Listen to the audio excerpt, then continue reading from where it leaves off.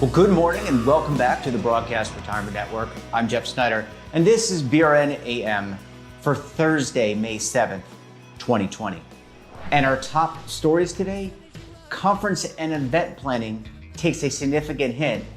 And is this the rise of the virtual conference? Well, joining me now to discuss this and a lot more is Michael Potter. He is the Group Creative Director for PSAV Event Services. Michael, thanks so much for joining us on the program this morning. No problem, Jess. Thanks for having me. Well, it's great to see you. Great to chat with you. And look, it's a new world, and the pandemic has had an impact on so many businesses, but conferences are a big time in every industry. How has your industry been impacted? Oh, well, it's night and day, really. It's just as impacted as, say, the airlines or the hospitality businesses, although our sector doesn't really get as much consideration or thought when it comes to people that they talk about when they talk about industries that have been affected. So we're looking at cancellations. People have been canceling events with us from, starting in April, starting in March, actually, right then, all the way through now. We're starting to get cancellations up into October and November. Wow. Some people are still kind of considering going back or forth, but on whether they go live or virtual. But for the most part, most people are expecting, if nothing else, it's going to be hybrids from now on, part live, part virtual. So before we talk about what the new normal looks like, because I think a lot of people are still trying to figure it out. It seems like you guys have figured it out. Approximately how many conferences do you put on, events do you put on in a 365-day year? Oh, wow. That's a interesting, great question. We have two lines of business, essentially. Like, one line is any Marriott, Hilton, or Hyatt hotel you go to, especially the bigger ones, have at least a couple of PSAV employees there who help run events and run the AV systems and things like that for these hotels and these conference centers. On the other hand, we have what's called global sales, and they are handling all sorts of clients all around the world. So, we do a yearly convention for the American Academy of Neurology. That's like 18,000 people for Wow. 4 days. But we'll do things like we're currently pitching on some really well-known brands right now that you would know. And all of them are struggling to figure out what's going on right now. So let's talk about the new normal. And as we're recording this, we don't yet have an end in sight in terms of various locations. I mean, it's going to vary, but social distancing seems to be the new normal. How are clients adapting? Because, Mike, I mean, we go to conferences to connect with people, to shake hands, to embrace our colleagues and chat and have this constant repartee back and forth with information. So how are your clients adapting? What are they doing? Well, in a lot of cases, they're looking to us for sort of some strategic insight on how to handle it. But initially, especially with conferences and clients who have had events coming up in the next couple months, it's just been a very, very rapid sprint to pivot to a virtual conference. So they've only really been thinking about the logistics of it. Okay, canceling all the live stuff, doing all that, but then taking all these speakers and all their presentations and all their content and finding the right platform to host it on, and just scheduling it and equipping the speakers to have the right equipment in their homes and backdrops and lighting and things like that, and just coaching them up, because it's a big difference from, being in your room by yourself to speaking in front of 1,000 people. So there is a little bit of coaching that a lot of our clients want us to do with their speakers. But then in terms of really what really my role at PSAV is to consider the sort of the value added aspect of switching from live to virtual. So what my team was really focused on before was, how do you add value to the attendee experience for a live event? Mm-hmm. And so now it's really about, how do we add value to the virtual attendee experience, especially when, like you said, a lot of the sort of benefit and value that people see in going to a live event is really like the serendipitous personal connections that you make during the unscheduled time, whether it's you run into somebody in the Starbucks on the way into the convention, or you meet somebody on the expo floor, you sit next to somebody at a presentation. It might be a big sale you make, it might be a new job you get. So there's all of this value that when you move to virtual is sort of being left by the wayside. And when you leave that by the wayside, you're losing that sense of community. So, if we're talking about, say, the neurology convention, I like to talk about that as being Comic-Con for neurologists, because that's where they get to nerd out and they get to be amongst themselves and people who all share that passion. So how do we, when you lose that sense of community, when you're going virtual and you're just in this little box right here and nobody else is around, you start to lose that feel of community. So really what my role is and what we're trying to help our clients work through right now is how do we build back that sense of community virtually? And the good thing is that the internet is based for interaction and social connection. So it's just a matter of how do we do it in a smart, intelligent way that really augments the presentations you're watching. Yeah, I mean, this isn't like just using Zoom, because so many businesses, Mike, went to Zoom to have those meetings, but we're talking about thousands upon thousands upon thousands of people, presumably, who are logging in, and then they need to be able to submit questions, right? Because any presentation or any separate presentation, you've got to have the Q&A section, right? So you've got to be able to figure out how to do that. And I would think that is what the internet was built for. It probably is a much more orderly way to submit questions, I would think. Well, if you've spent any time on some, social networking platforms, like, just like doing Q&As on Twitter, it becomes very hard to sort of follow the threads sometimes and what question is being answered at what point. So I think that, working through issues like that, a lot of these platforms have different ways of handling it. Mm-hmm. There are a number of platforms that are out there, and sort of virtual was always a very niche sort of specialty, I think, in this industry. And so really, most people are not really aware of what they're doing. And when we had to all of a sudden sprint to make it everybody on a virtual platform, suddenly there's a lot more sort of eyes being thrown on something. And, some of them are ready for prime time. Some of them are not. They're all rushing to get there and fix things up and, provide like a really valuable user interface, user experience when you're on that site. So that's you've seen a lot of over the past month, just new touches, new added benefits being added to these platforms. And Michael, I want to go to a quick break. When we come back, we're going to talk more with the adaptation to the new normal and what the conferences of the future may look like. You're going to want to stay tuned right here on BRN AM.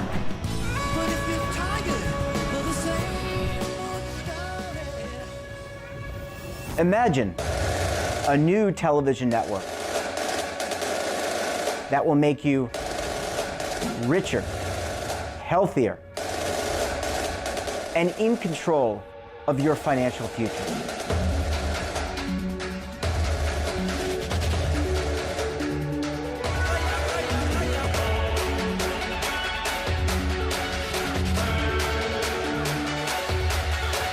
This network is for the policewoman in Nashville, Tennessee, the baker in Dubuque, Iowa, the teacher in Lexington, Kentucky. We want to make the idea of savings and retirement culturally relevant.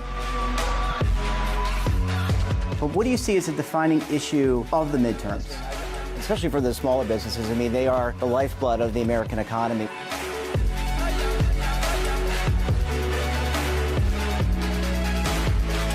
Featuring exclusive interviews, current affairs, and docuseries. 33 years old, you retired early. The philosophy is money only matters if it helps you live a life that you love. But you got to start thinking about retirement as soon as you get in. The Broadcast Retirement Network will drive very high engagement with premium partnerships. So this isn't retirement and savings for your parents or grandparents. This is for all Americans. And we're going to change the way you think about money.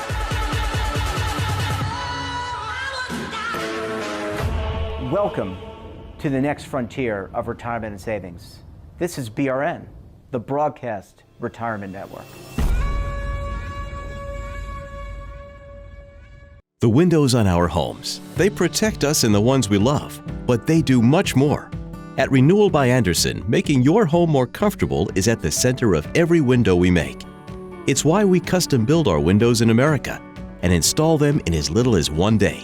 It's why we build our frames with exclusive Fibrex composite material that's 2 times stronger than vinyl. It's why our glass helps keep your home warmer in winter, cooler in summer, and quieter all year long. It's why we stand behind every window with a 20-year limited warranty. Why not help lower your energy costs while giving your home and family the best? Call 1-800-835-6525 to schedule a free in-home consultation. Buy one, get one at 40% off with this special offer. Plus, get special financing with no money down, no monthly payments, and no interest for 1 full year.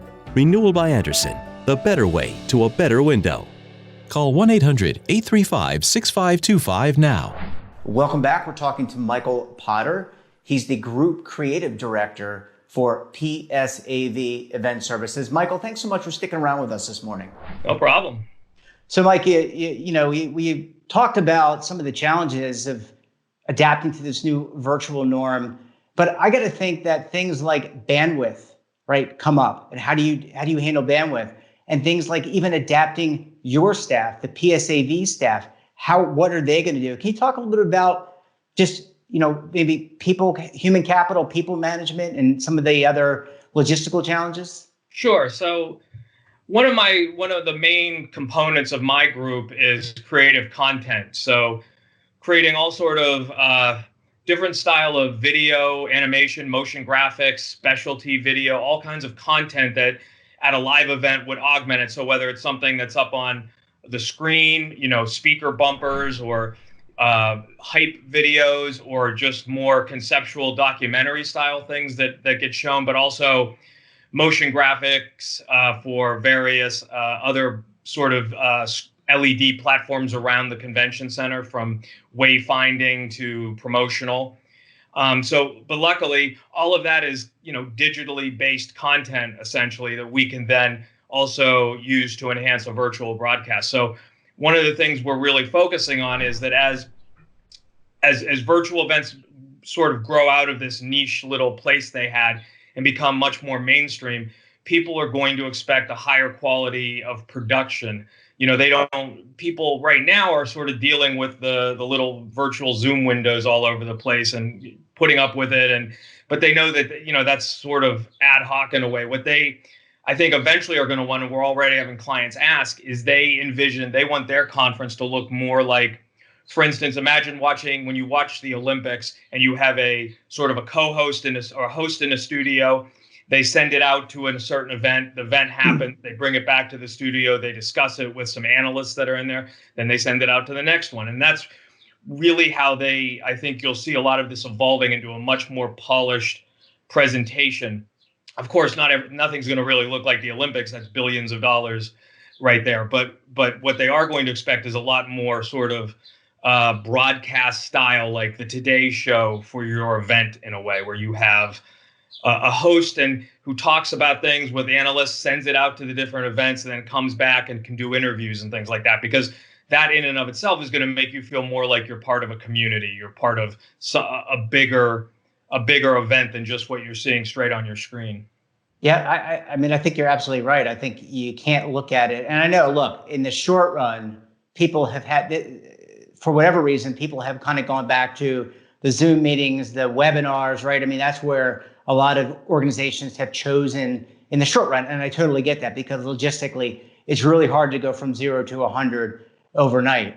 But Michael, when you think about the future, and eventually we will get back to being out and about, we may not be hugging and high-fiving exactly, but we'll probably be in some level social distancing. What do you think the new normal looks like? So once all this gets passed, we get into the fall, maybe into Q1 of 2021, yeah, it's hard to believe. Yeah. What do things look like from your perspective as you're kind of thinking about the future of event planning?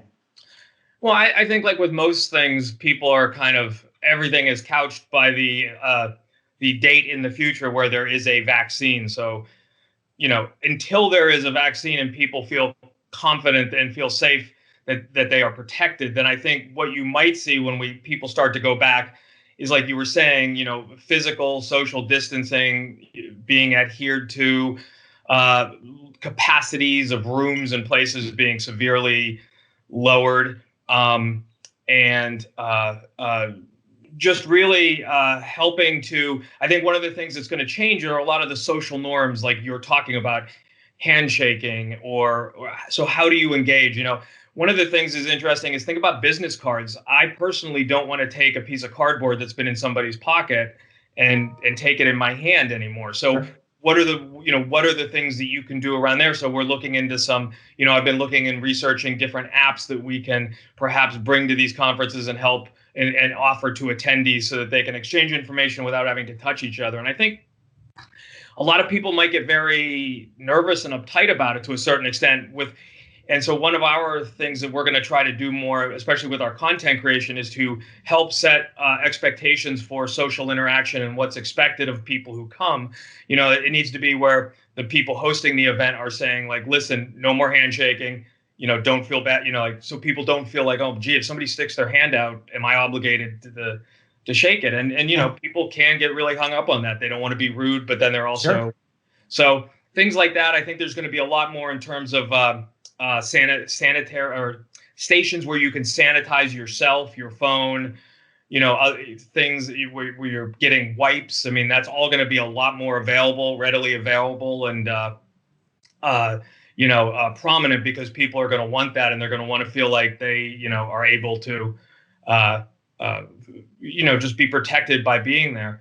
But then also, I think most events up until sort of that day where there's a vaccine, everything is going to be a hybrid event between part live, part virtual. So the live part might not be as big anymore because more people might not want to come. But then the virtual event, in the old days, before all this, the old days 2 months ago, most conferences had virtual events, but they basically was stick a camera on a stick and press play, record, and send it out. Now it's going to be much more streamlined and stylized, and like we're saying, like making it more like the Today Show or the sort of the sports studio sort of model, where you have like a much more comprehensive feel to the entire event, so that it feels more polished. Because a lot of people, that's how they're going to want to experience your event. They're not going to want to come and be in physical proximity with people. Yeah, absolutely. Michael, last question. How do we replicate conference food?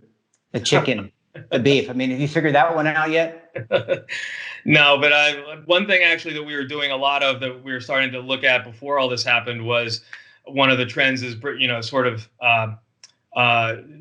chef table type of experiences, offering those to people who are planning events where you could have VIPs from conferences come in and experience a celebrity chef or a well-known chef from a city, and really having much more engaging and authentic and original dining experience. So it's not just like you said, the chicken a la king.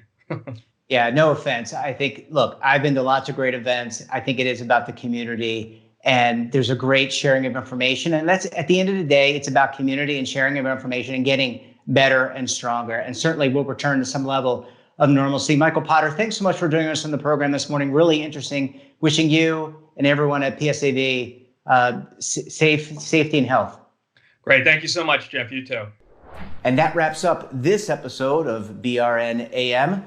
Have a topic of interest or someone you think we should talk to? Drop us a line. And don't forget, for all the news in retirement, markets, technology, personal finance, and so much more, check out today's edition of The Morning Pulse. So until tomorrow, I'm Jeff Snyder. Stay safe, keep on saving, and don't forget, roll with the changes.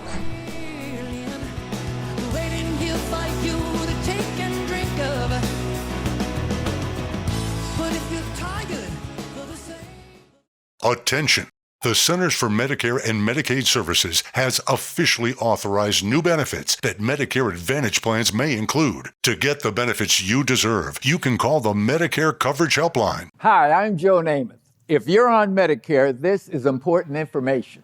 I called the Medicare Coverage Helpline and they instantly looked up my coverage. In this one simple call, they offered to enroll me in a plan that includes rides to medical appointments, private home aids, doctors and nurses' visits by telephone, and even home-delivered meals. The plan also includes dental, vision, hearing, and prescription drug coverage, all at no additional cost. Don't delay. Call to see if the new benefits are available in your area. Call the number on your screen now. It's free. Call 1-800-757-1451. That's 1-800-757-1451.